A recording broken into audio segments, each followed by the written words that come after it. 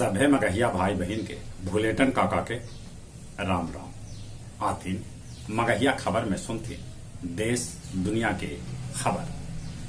Supreme court में आज 9 गो जज एक साथे लेतन शपथ। भारतीय सेना 14,000 करोड़ के स्वदेशी मिसाइल और हेलीकॉप्टर खरीदल। जीएसटी फिजिकल वेरिफिकेशन में पकड़ल फर्जी कंपनी बना के 250 करोड़ से बेसी के टैक्स चोरी। इंजीनियर अनिल कुमार से जब पुलिस पूछलक कि इतना रुपया कहां से लौलक, तब इंजीनियर कहलक मुंह खोलला पर विस्फोट हो जाए। पिछलका 24 घंटा में अपन देश में कोरोना संक्रमित के संख्या 42,909 तक पहुंच गलक। पिछलका 24 घंटा में कोरोना से 380 आदमी के मौत की भी खबर है। बिहार में आज महाअभियान के तहत 20,000 से बेसी केंद्र पर लगावल जाए कोरोना वैक्सीन के टीका।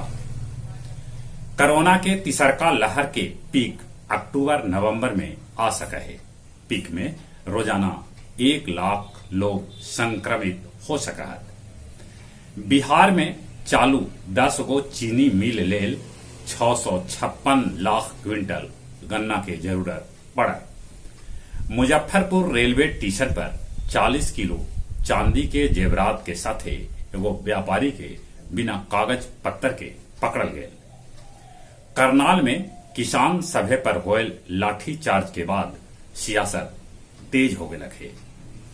सीएम जोगी कहलन है कि मथुरा और वृंदावन में मांस और दारू के बिक्री पर लगावल जाए रोक। बगहा में बाढ़ में फंसल 30 आदमी के एसडीआरएफ के टीम बचौलक। उत्तराखंड के पिथौरागढ़ के धार चूला में बदरी फटे से 5 आदमी के मौत हो गलक, तब कितने लोग लापता हैं। बेंगलुरु के एगो सड़क दुर्घटना में 7 आदमी के दर्दनाक मौत के खबर है।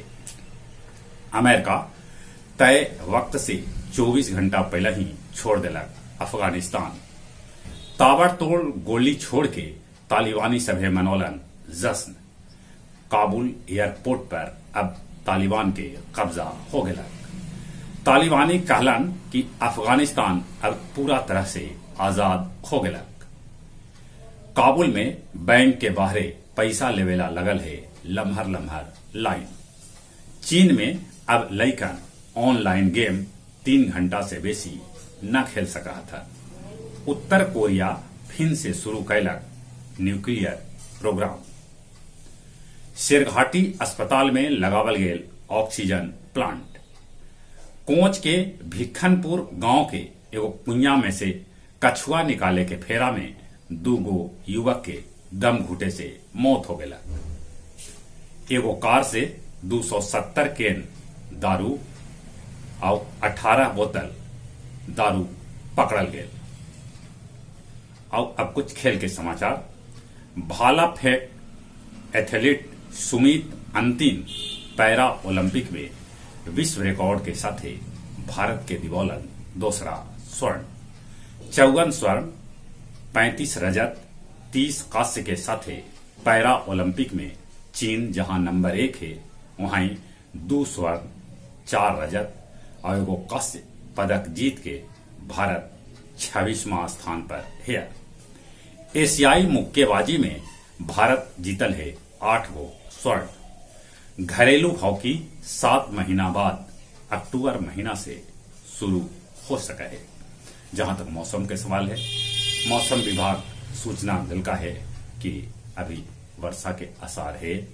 इन्हें तो धूप उगल है, बाकी बाढ़ क्षेत्र में नदी में बाढ़ आवे से लोग हैरान परेशान था।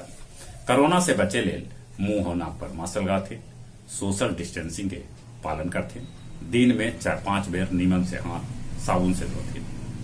जौन उम्र 18 बच्चर से ऊपरे है तो आज महाअभियान है, कोरोना के वैक्सीन जरूर लेते।